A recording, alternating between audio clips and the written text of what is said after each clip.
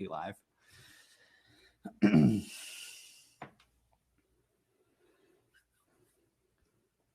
I like interviewing.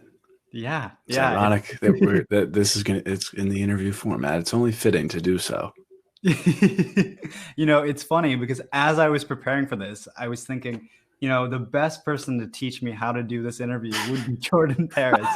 During the interview. Yeah, am I doing this right? Anyway, hey everybody, we are live here with Jordan Paris. Yeah. If you're in the chat, just give us a quick shout to let us know you're there. Say hi, give us a smiley face, your favorite emoji, whatever. Just so we know we're not talking to ghosts. I know it's been a long day, but we are so excited that Jordan is here with us today. Samba says, "Hey, here." That's cool. That's a cool name. Samba, yes, nice. Yes, smiley face. Love it, love it, love it. Cool. Keep it coming, guys. Rob Thomas, like he's in Smooth with Santana. That song. Yeah, you got it. Yeah. That one. You got it for this conference. Yeah, wonderful. Yeah, awesome. Well, hey, guys, I want to give you a quick introduction to Jordan. He 22 years old. He's an author. He's a podcast host of the Growth Mindset University, which I believe is the number 15 podcast in the education category on Apple, which is huge. Really just unbelievable feat, especially for how young he is. 2 years younger than me, so beating me by a long shot. And he's interviewed titans of the industry like Dan Locke, Jordan Harbinger, Mark Manson, and so many others. And today, Jordan, you're on the other side. How does that feel? I love it. I mean, it's not unfamiliar. I've been, that's something that I wish I could talk about interviewing from the side I'm on now. I wish I knew it the way I know interviewing on from the host's perspective. But, even though I've been interviewed over 50 times in the past year, I'm still figuring that part out. It doesn't come as easy for me. It's always hit or miss, but I've prepared for this, so I'm excited. Yeah, awesome. Well, it's incredible to have you here. Hopefully I do a decent job given that you're the expert in being my position. But for, I guess, those who are not familiar about you, if you want to give a quick 30-second introduction, I know I mentioned a lot of it, but I think that would be really valuable to the audience. And from there, we can just kind of start diving into questions. Sure. Yeah. Growth Mindset University is the podcast where I interview my heroes, people whose books I read, whose products I use, people who I'm abundantly curious about. It's not Joe Schmo podcast. It's, my heroes. Right. And I think the curiosity, definitely is a big, it definitely makes the show, or at least it's one of the things that makes the show. The fact that I'm just so naturally curious about these people because they're people I look up to is definitely a big plus. But, besides that, run a marketing and production agency for podcasters at agency.jordanparis.com. And I have fun with it. So incredible. So I guess to start us off, I am really curious about who was the first person you ever interviewed that was recorded? Sure. The first person I interviewed was my friend, Steve Jordan. He's a celebrity trainer. He trained celebrity personal trainer, so physical fitness, right? He trained Jordan Belfort, Tobey Maguire, Ariana Huffington, all these people, Brad Paisley. And I was out. I used to go out every summer to LA and spend some time with him, maybe 3 weeks at a time. And because he was my mentor, and I was an up and coming personal trainer. That's the first thing I started in, and I just started this podcast, and I interviewed him episode 8 after some solo rounds, and then I don't think I did interviews until episode maybe 18 again, and then it really started. Interviews started coming every episode around episode 30. Yeah. Interesting. It wasn't an interview show to begin with. What made it an interview show? Is it something that really resonated with you, or did it resonate with your audience? I don't, it was silly because it was I was oh, this is, I thought it was just something I thought I should do. It wasn't, I was like, I'm out of, I don't really know what else to like talk about solo. You can only have so many solo episodes. Then again, there's like Dre Baldwin. I'm sure, I don't know if most people know him, but I knew him from like his basketball tutorials on YouTube back in high school. A lot of my friends used to watch him, and he's had a podcast with, I think, over 1,200 solo episodes. And it's just like, dude, what the? Yeah. He's an outlier, but I think, but I don't know. I just started doing interviews. I just made the decision. Yeah. What year would this have been? This is 2018. Yeah. 2018. Okay. Sure. Got it. And so I guess why a podcast? I guess podcasting was definitely growing in popularity, but there's a lot of different mediums out there, right? TikTok wasn't quite there, but Instagram was there. YouTube was there. You could have written a book, which you did eventually, but same time period. Yeah. Yeah. And like I started I just kind of stumbled into the whole thing. I made this decision without hesitation. Like, I'm going to start a podcast. Like, and I really didn't have expectations for it. Like, I would see, even when it became an interview show, I would see these people like Dean Graziosi and Ryan Serhant, and I'd be like, oh, they're cool, but like I would never think, or like Mark Manson. Like, I had a podcast when I read Mark Manson's book, and it was my favorite book, but it never occurred to me like, oh, I can interview him. Oh, I can reach out to him and like and interview him. It never occurred to me. I definitely did not see myself at that level, and rightfully so. Like, I just wasn't at that level. But I start the podcast, and about a year in, I start reaching out to bigger guests, right? And it seems like all you have to do is ask a lot of the time. Yeah.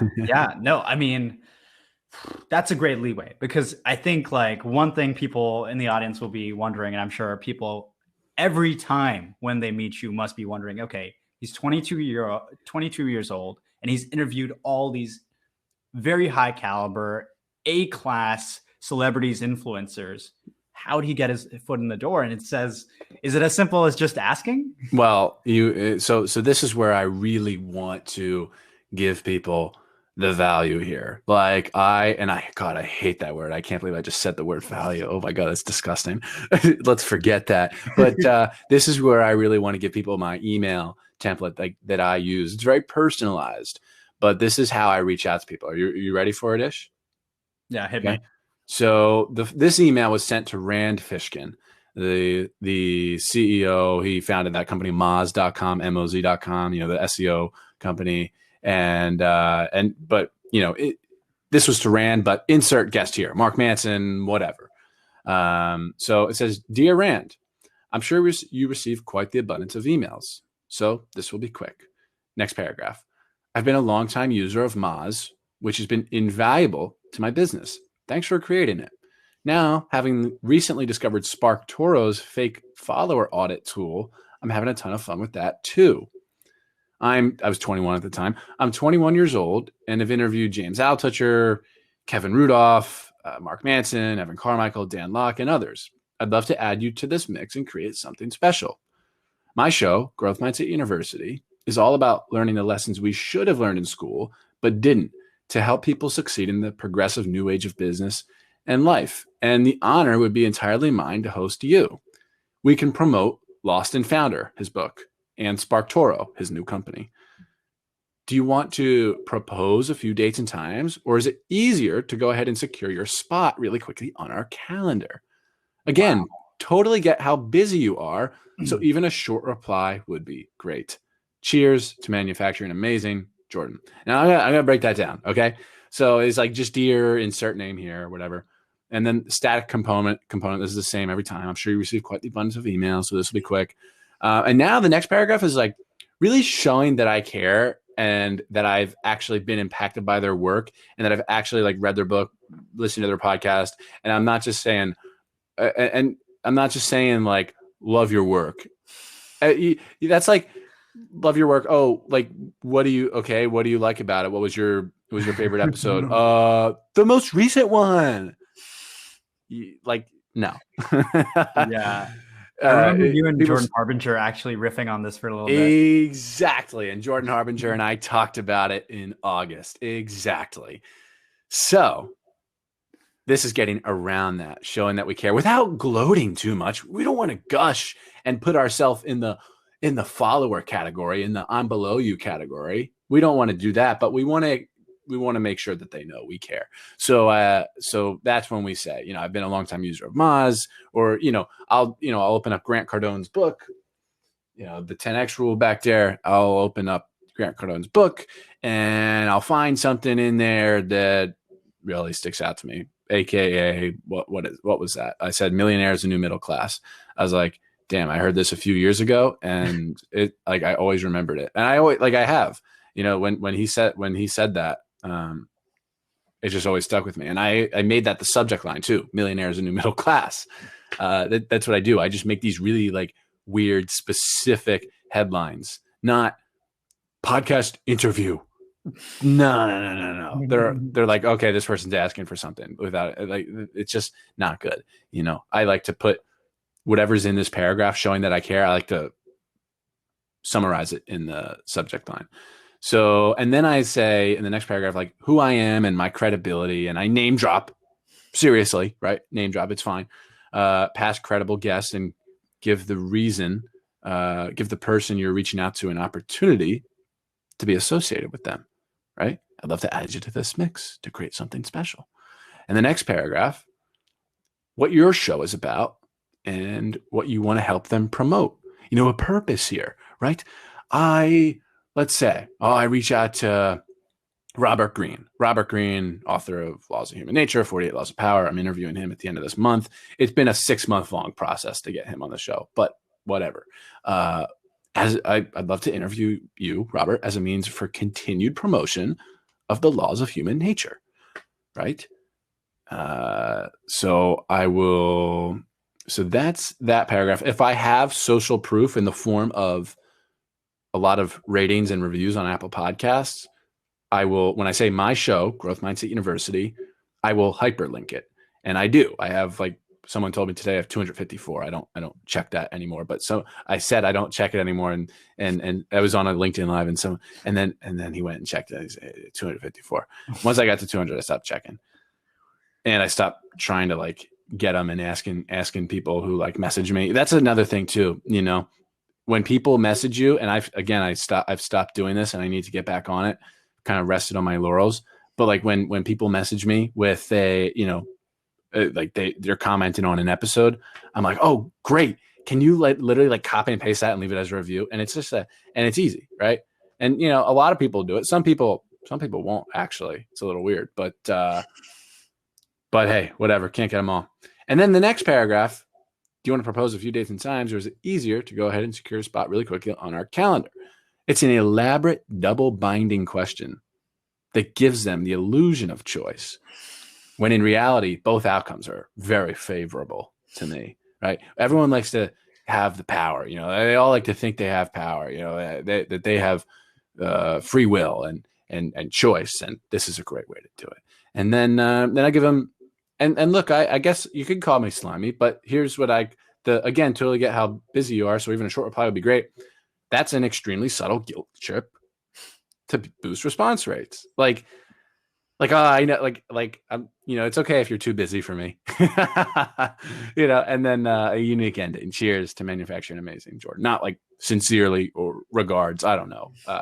That's not really a deal breaker, but that's what it is, Ish. That's the formula I follow every time. And I have these follow-ups and contingency plans if it doesn't work out, and how to remember to follow up. But yeah. What do you think of that? No, I love it. And I love how it ties back into also, we had Bridger Pennington as the first speaker of the day. And his talk was all about hook, story, offer. And the thing is, it's so interesting how that applies to so many different aspects. The talk before this, Debbie was talking about monetization, and it was the same thing. It comes down to hook, story, and offer. And one thing I really love is that you can't be lazy too. You've got the hook, but you have to show them that you put in the work, right? Sure. Like you said, it's yes, I'm a fan of your work, but if you can't get specific and exactly, if you can't prove that you've actually looked at their work, how are they supposed to take your word for that? Yeah. Because I'm sure these people are getting pitched nonstop. Yes. Yes. And the majority of them translate to, I want to interview you because you're really famous. That's what saying love your work, want to come on my show. That's what that means. You're really famous, and I'm objectifying you, and that's the only reason I want to interview you. Yeah, exactly. Okay. And I also love that, like, we have hook, story, offer, and the offer a lot of people think is like, hey, this is what, you know, you can offer us, but offer should be in their perspective. Like, what can you make it seem like, what is it that we can do for you? It's not about, hey, come on my podcast, it'll help, boost my ratings. It's like, hey, I would love to promote your book. We can talk about this. We can talk about your software. We can talk about your product, right? That is when I think those are the best pitches. Those are the best emails, is when it's really coming from their perspective. What's in it for them? Make it worth their time. And you made it so easy for him too. Yeah, make it really easy for them to say yes. I actually, I just copied and pasted in the chat the thing. It looks like it didn't keep the paragraph spaces, but you should be able to figure out it's in the chat. But then, like, again, along the lines of making it really easy for the person to say yes, the follow-up, if I don't get a response, you know what I say the next week? I'm like, Rand, I hope the last week has been unbelievably fulfilling for you. I've booked some really incredible people lately, and if it's someone big, I name drop them. I'd still love to host you too on the show. It'll only take you 30 minutes. You can be in your PJs and just hang out if you want, and we can book it a few months from now. It will. You're welcome to propose again. Same thing. You're welcome to propose a few dates and times or book on our calendar, and I'll link the calendar that time. Cheers, Jordan. Like today, I used that exact email, reaching out to somebody whose book I got just totally lost in Barnes and Noble. His name's Dave Newman, and it wouldn't be like the biggest guest I've ever had, obviously, but like I'm just fascinated by his book. It's like the business of speaking, of which I really don't know like a ton about. Like I kind of just take what I'm given, right? But I don't. The business of speaking, like it's just not my thing. And I was loving it in Barnes and Noble, and so I reached out to him. He didn't reply to my first email, and then I sent this with my calendar hyperlinked, and a couple hours later, I checked my email, and there he is, scheduled April 6th. Like, okay, cool, that's awesome. So, and then if I don't, now this is my favorite. Ready? The next follow up. Let's see. If the person's still not booked and they haven't, and maybe they've replied, but I still haven't booked them, and they haven't said no either, but they've replied and I haven't booked them, or they haven't replied at all. So I sent this, and I still send this often. Sent this to Evan Carmichael, the YouTuber with 2 million subscribers, his assistant, Sandra. And I hadn't heard from Sandra since January 1st. And I sent this on January 21st of 2019. I said, hey, Sandra, it seems like this is not the right time or place. Unfortunately, I won't be able to pursue this any further. When you're ready, please let me know, because, of course, I would love to talk with Evan on the show. Let's look to getting something on the schedule for May, literally 5 months away. Cheers, Jordan. And we booked for May 9th. She replied. I hadn't heard from her in 3 weeks. She replied in 25 minutes exactly. She replied at 9:10 p.m. I literally remember it, right? And that was at a time where, like, that was my biggest guest. Like, I was, it was well over a year ago that I really didn't have much going on. Like, this was a favor Evan Carmichael did, right? So, and by the time May rolled around, I was like, I had a whole like slew of gigantic guests. Like, it just fit right in at that point, using this method, these emails. And look, if I don't get any replies, then I'll follow up. I'll put an appointment on my calendar to follow up in, over like 6 to 12 months. And if I do get a reply, maybe I'll put an appointment on my calendar, follow up within 3 to 6 months. And I use this tool. How do I remember to follow up? How do I remember to follow up the next week or the week after that, or 6 months from now? Well, I have this tool, maybe you've heard of it, called Boomerang for Gmail, right? And you just check the box, put this at the top of my inbox in 1 week, in 2 days, and at this time with a note, put it at the top of my inbox in 8 months. Like, so you can sort of offload it from your hard drive up here, your brain, and the system will take care of it for you. I used to do manual appointments in my calendar, as I was alluding to, but now Boomerang for Gmail is the thing. So does this all make sense-ish? Is this powerful stuff? I love Boomerang. I use something called Polymail, but basically it's CRMs, right? Yeah. And email clients have gotten so powerful, and it's so important to kind of leverage those tools. And like you said, offloading the mental burden, because you can't do all of this yourself. And so leveraging software, leveraging technology. Yeah. And one thing I really love about these emails that you were talking about, these follow-up emails, is they're so important. And it's really important to kind of induce FOMO. And that's exactly what you're doing. The follow-up of the, what did I say? It's unfortunately I won't be able to pursue this any further. Like, I'm okay if you reject me. I really don't care. I'm not needy. Needy is creepy. It's not attractive in dating, in business, in life.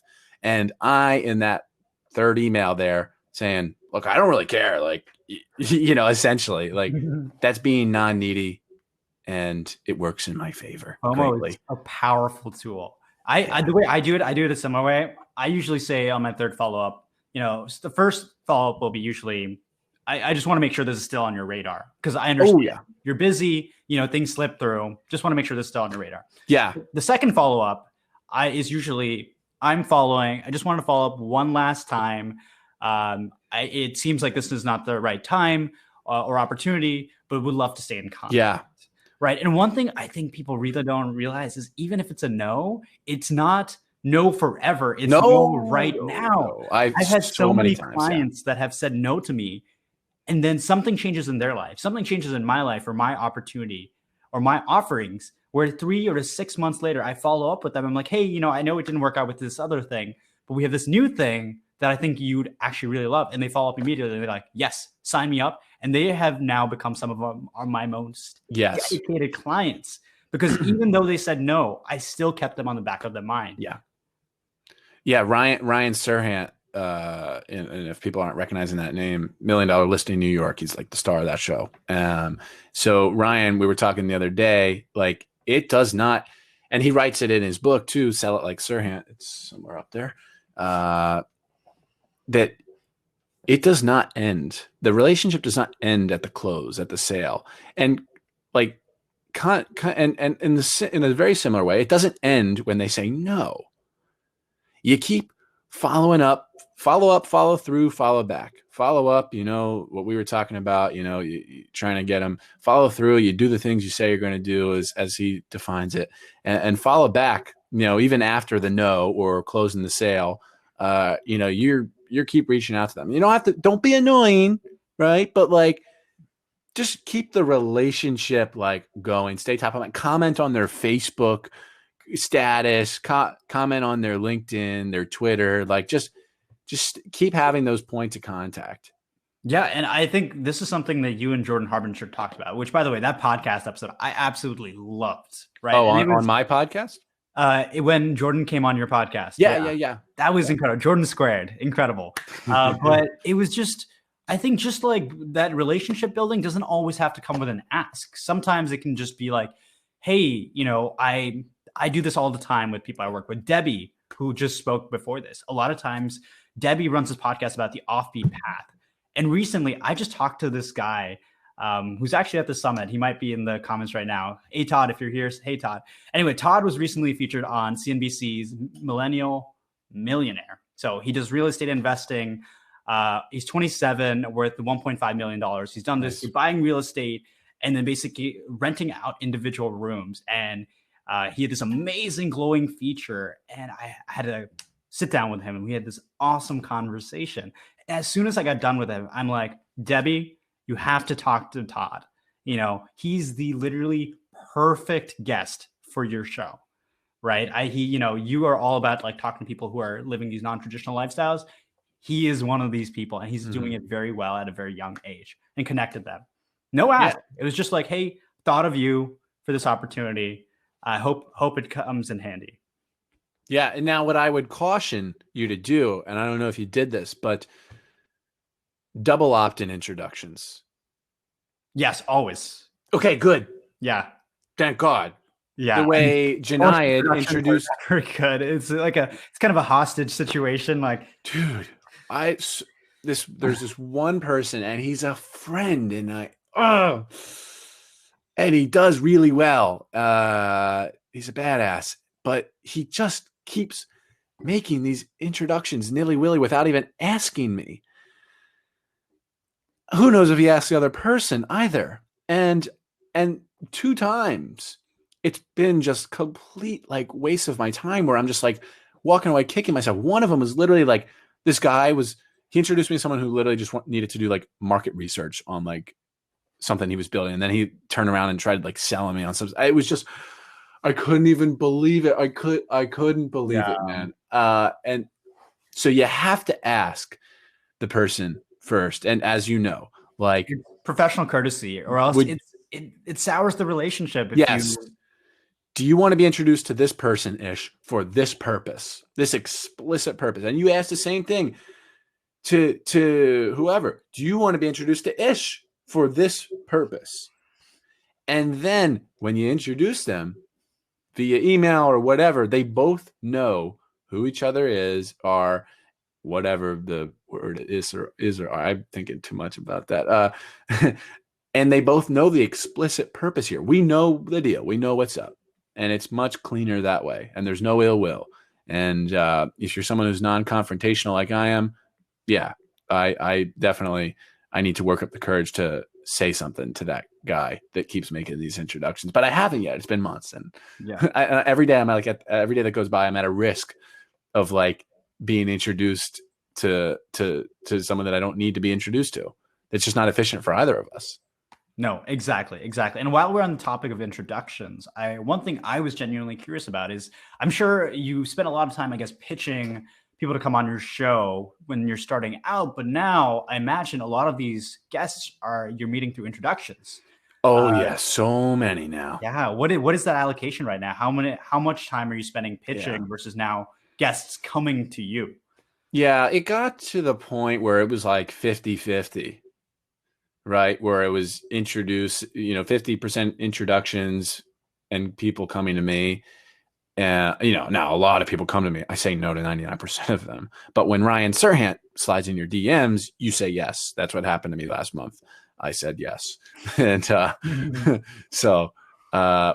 other than that, I really don't say yes to people like coming to me. Introductions. I've built, you listen to the episode with Jordan Harbinger. We dig the well before we're thirsty. We've built up all this social capital, and people are just making these introductions for me. Like I had so many people I was introduced to. The live interview and the interview in front of a live audience in New York City with James Altucher. Some guy just set that up.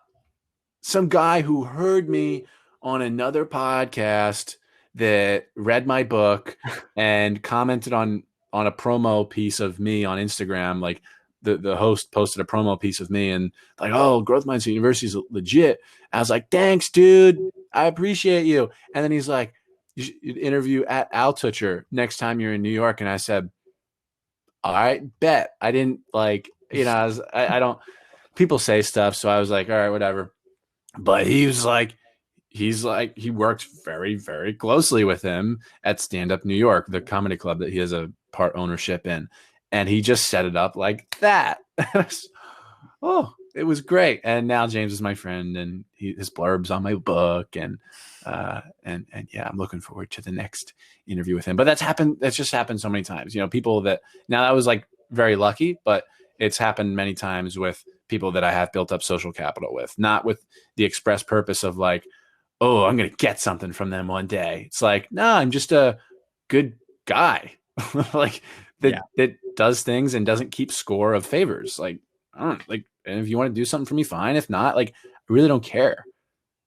No, absolutely. And when you do build those relationships, you will find that opportunities come to you. If you think of people, how you can be helpful for them, they'll often do the same for you. And I've realized that's one of the most powerful things about audiences. When you build audiences, these opportunities come to you. and instead of you having to chase them down. And Right. it's also one of the things I'm experiencing, and I'm sure you've experienced it, is that it's the hardest part is that just getting started, that first guest, right? Very hard. And it gets easier every single time, because then you don't have know your social style in the first one. Like, you just don't know how to interview. It's weird, man. Yeah. It takes a lot of trial and error. Yeah. There's no shortcut interview process. Exactly. And I know one thing that you've mentioned quite a bit is how ruthless you are when it comes to preparing for interviews, right? That is something you take a lot of pride in, and it's very clear. And so I'm curious, what does that process look like? Yeah. Good question. Well, I listen to podcasts that they've been on, which is basic. I don't read everyone's book. Like, I don't. Obviously the authors that I reach out to because I like their book, people like Mark Manson, Robert Greene, Brian reached out to me, but I read his book way before. I've read those. Yeah, I've read their books, but I have a lot of guests, and I can't read everyone's books, but getting it and paging through it helps. But I just take, as I'm listening to them on podcasts, page through their book, going on their website, reading their bio. I just make these bullet points, or if I have a natural question that arises, which usually does, I get curious about something, I write a question down, and then I kind of organize it and delete things, and I'm okay. There's a structure there, but I'm totally okay with going off path. In fact, that's the goal. The goal is to have the first question last the entire interview, and you just get lost in conversation. The goal is to throw out everything that I've got, but you got to know where you're going first. At least for me, that's my style. And with my social anxiety, I have to know where I'm going first. You just figure out the first thing to say, and it just works from there. A conversation usually comes out. And if a conversation doesn't start going organically, from that first thing, okay, just move on. All right, next thing, topic change, next question, and usually I strike gold on one of them. We just get lost.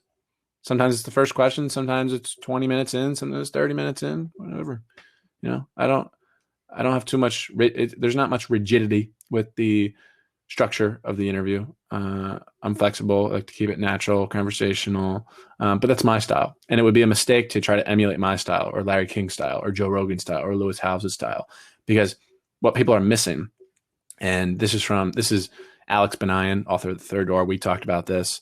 He got this advice from Cal Fussman, one of the most famous interviewers out there. And I really look up to him. And actually, I have to reach out to him back in summer to interview him.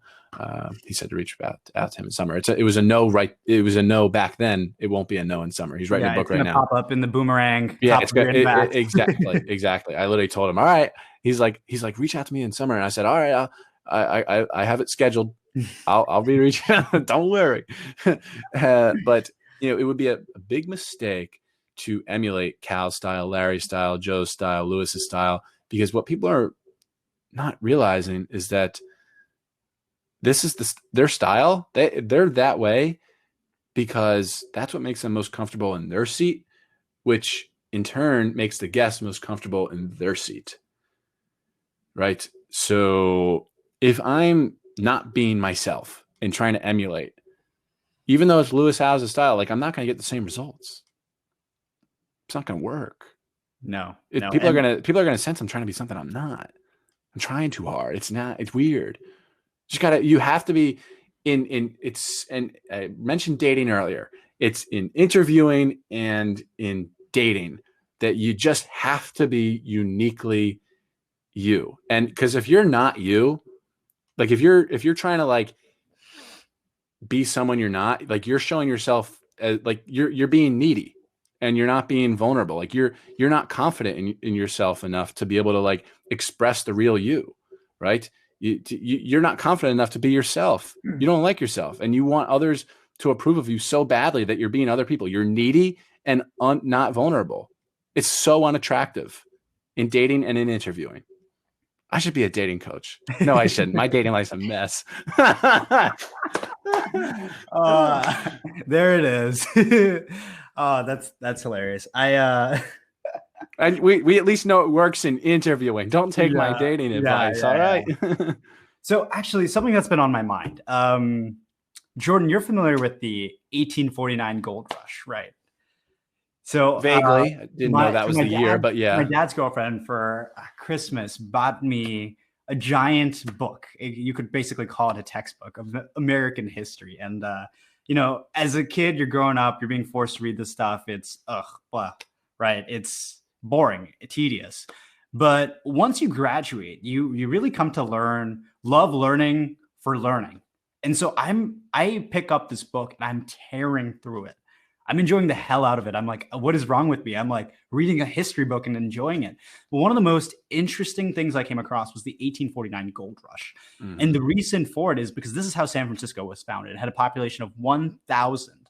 And just within a few years, it had 100x, right? Because word got out that they had found gold in California. And so everybody and their mothers had to move to California and start mining for gold. And I think I know where you're going with this. Keep yeah, going. and the thing is, if people don't realize this, is that yes, few people made it massively wealthy, but actually the people who really got wealthy from the gold rush were not the miners. They were the people who sold the equipment to the miners. They were the Right. people who made food or supported the village, right? They're the people who enabled people to go dig for gold while these fools were trying to dig for gold. And I realized all throughout us, we have these golden opportunities that people see, right? And the people see other people getting rich off of them. And they're like, I need to emulate that. I need to do the same thing. Whether it's like, hey, TikTok is really hot right now. I need to go become a TikToker. I don't even know what you call it at this point. YouTuber, Instagram, or whatever. And people keep following these golden opportunities that, again, align with other people's strengths, but not necessarily their own, right? And so this is something I've been thinking about a lot because exactly a year ago, I was a software engineer at Facebook. And Yeah. I was making a lot of money. I like my income coming out of college was higher than my mom had ever made, twice what she was currently making, right? Nice. Unreal. But I realized at the end of the day, like I was following the golden opportunity. It was like, right now it's a really hot career. Makes a lot of money, but I knew that it wasn't my superpower. I would never naturally be good at, right? And so I decided to stop emulating. I decided, hey, I need to go be my own person. I need to be authentic. I got to realize what things are naturally things that come naturally to me and really double down on that. Right. Yeah. So sorry for the tangent, but your thing about emulation really brought that to my foremind. And Yeah. I'm really curious is how have you thought about that in your life? Like in terms of like really avoiding emulating others. I know like golden opportunity is it's always flashy, it's always shiny. How do you stay focused and how do you, I guess, kind of try to double down on what you find are Sure. the skills that naturally come to Sure. you? Well, I go after whatever I want and I know why I want it. And specifically with, say, grades and college, right? I go after whatever I want and I know why I want it because the quest for an A is meaningless without a purpose beyond just getting that A, right? If you want to be an entrepreneur, I mean, if you want to be like let's say a doctor, you want to go to save lives and that A is going to get you into med school, then yeah, like go get that A. If you know that A will get you into law school so that you can fight for innocent people on death row, then yeah, absolutely go get that A. The A is not the end, but it can be a means to an end, right? If you'd like to be an entrepreneur, on the other hand, then study less, socialize more, learn how to effectively communicate your ideas, and then spend more time implementing those ideas. Whatever it is, ask yourself, why do I want that A? Ironically, like the answer to that question, it's not going to be graded, but I think it's worth considering. Not just like doing what everyone else is doing just because you think you should, not emulating just because you think you should, but go after whatever you want and know why you want it. Wow, that really resonates with me. Yeah, it's again, it's one of the things as I guess working with creators is especially early creators, I just see over and over. It's just like people following the golden opportunity. And I Mhm. don't think they realize that, hey, it doesn't matter what you do. If you become the best at it, you will be able to find your wealth or freedom, whatever it is you want. The thing is, you have to become the best at it. Yeah. It's a lot of people I think tend to just become mediocre at a lot of different things, but to really see the success, at least to the level that you have, you did it by becoming the best at your craft. Absolutely, man. There's so many projects that pull me in different directions, but as soon as I start to feel overwhelmed, I kind of cut them off. It's like I gotta focus on what's working right now. There's a lot of things that I say no to, a lot of things that I was involved in that I said I can't continue doing this. Example being like hosting of an event, like a silly little LinkedIn local event that I was like hosting with some people. It's not my prolific quality output. Like it's just not what matters to me. It's not what I'm like super good at. I just don't care.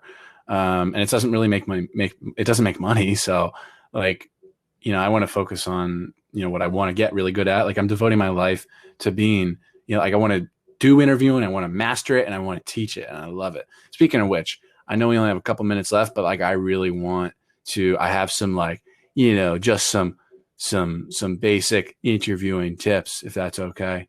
Yeah, hit me. So this one, I like this one. We have to like, this is going to sound basic, but like actually listen instead of thinking about what you're going to say next. Here's an example. Larry King tells this story of Wally Blue. He was he thought he was a really great interviewer. He thought he was the best, but he was actually the worst. Let's say, and I'm going to be very polarizing here, which is a point I'm going to, you have to be polarizing. You get it because it turns some people on, turns others off. And in that you find your tribe and you're being unabashedly you, which is another tip. Be unabashedly you. But anyway, this might be a little off, but this is how Larry King tells the story. Someone would say, I'm interviewing someone and they say, yeah, I'm going to bomb the World Trade Center tomorrow. And then you say, and what was your mother's name? Like you just completely disregarded. Like think about what they just said, and you're like, what was your mother's name? So many times, a guest will answer a question, and the host will be like, we'll answer with something that has nothing to do with what they just said. They're thinking about what they're saying next the whole time. Actually, listen, be there.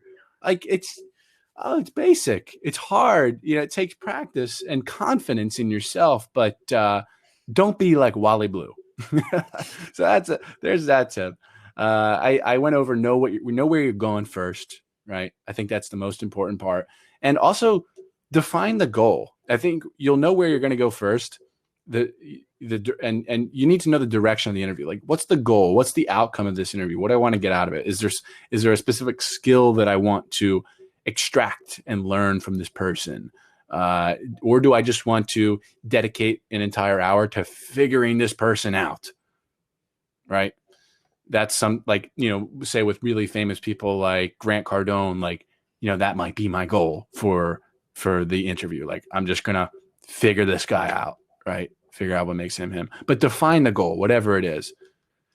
Study others. I think that's really important. I love, I love listening to other interviewers, and I love listening to podcasts just for the interviewer. And who I like listening to that's just really underrated? Josh Peck from Drake and Josh. Oh, I love Josh Peck. Curious with Josh Peck. YouTube channel. I don't follow his YouTube channel. I listen to his podcast. Curious with Josh Peck is such a good podcast, and he's such a good interviewer. But you hear all these different styles when you listen to Larry King, you listen to Joe Rogan, you listen to Lewis Howes, you listen to Josh Peck, you listen to me. Like, they're all different styles, and you learn how. Like, I love just. It's hard to explain, but like I learn how to deal with like when you're having trouble connecting to a guest, like how does Josh handle it?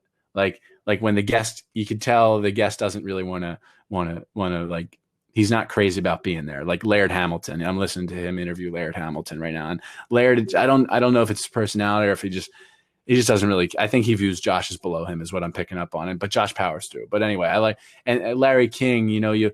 I was listening to an interview with him he was interviewing Prince and he forgot his question. And I love to see what Larry King does when he forgets his question. And it gave me so much comfort in knowing that like even he forgets his question. And you know what he said? He literally said, "Oh, I forgot what I was going to ask," and he laughs about it.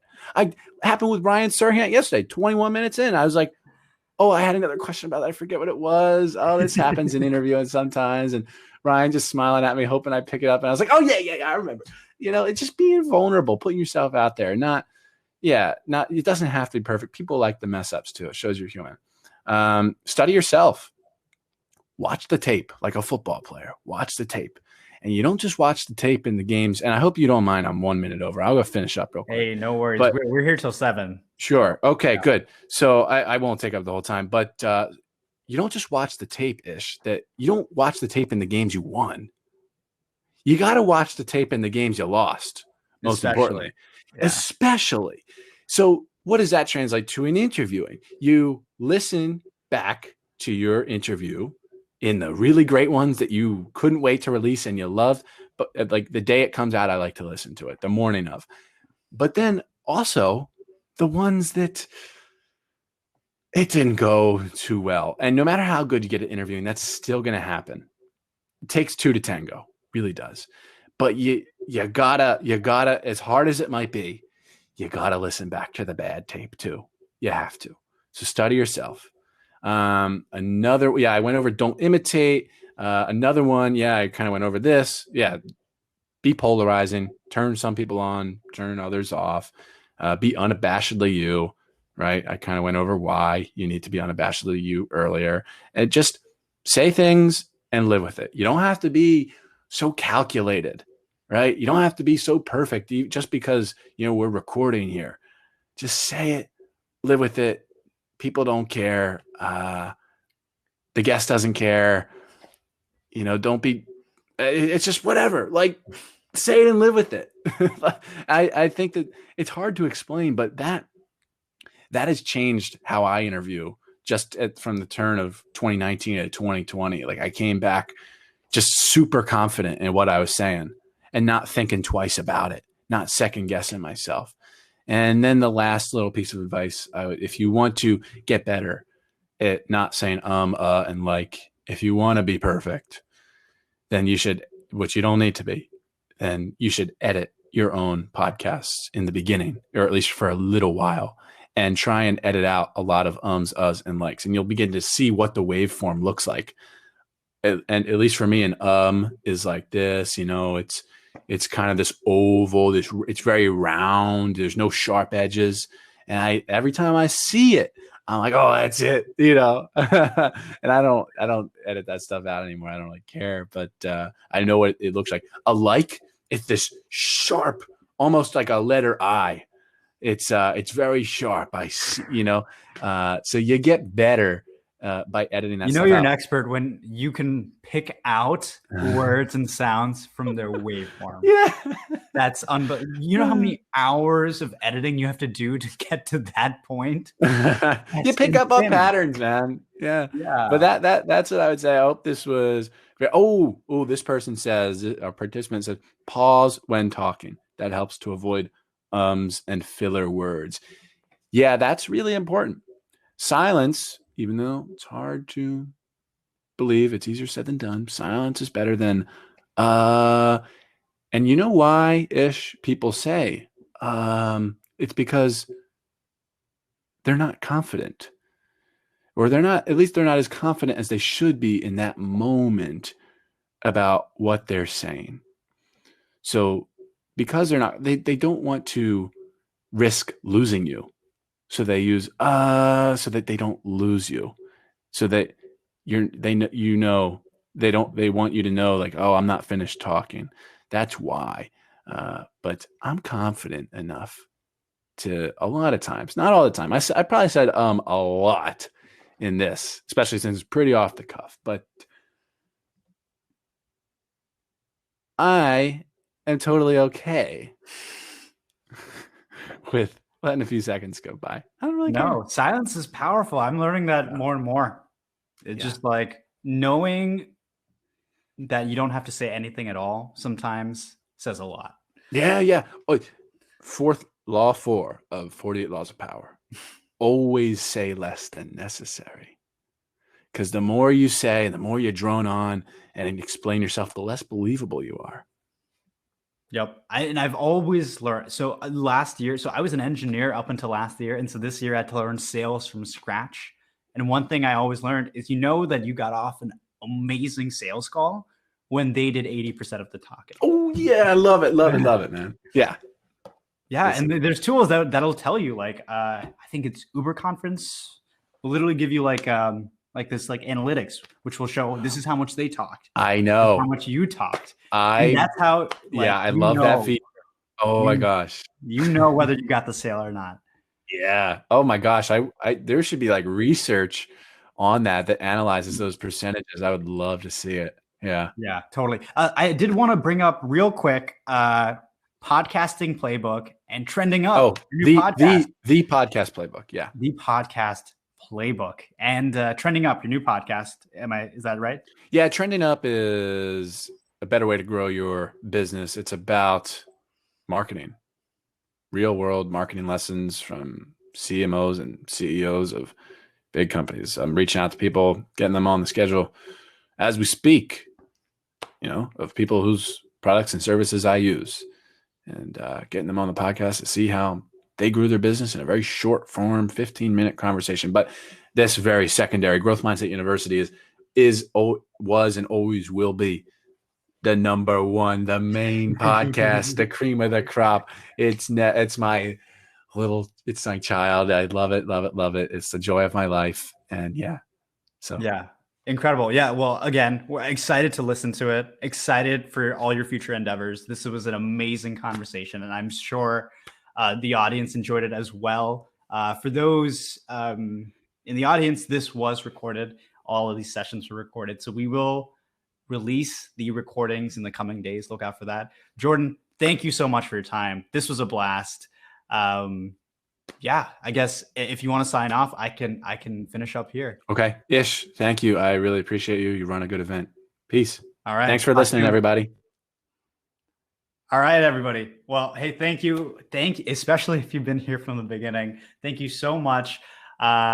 It's been a blast. It's been a crazy few weeks organizing the event, but to see the turnout and see, all the positive words that you guys have had to offer, it makes it all worth it. So again, thank you for attending. Just few final notes. We do want to offer our grand prize winner, Jody. Congratulations, you won a free year of Descript. That is our last raffle prize. And with that, I also want to kind of mention virtually real quick. Again, if you guys enjoyed these conversations, if this was a day of learning, I hope you'll consider applying to the Virtually Creator School program. Essentially, what we do is we do this all day, every day. We take 5 to 10 creators every 3 months. We put them through an intensive 8-week program where you work with creators, influencers, just like you heard today, on a regular basis. And they help you. They help you develop your craft. They help you build your business. And we're there all, like, every single step. And you're doing it alongside another community that's at the same stage as you are. And if that sounds appealing, applications are open for another week. Tryvirtually.com/creators.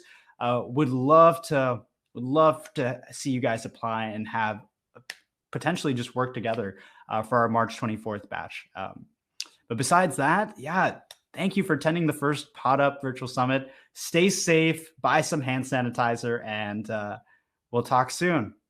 Goodbye.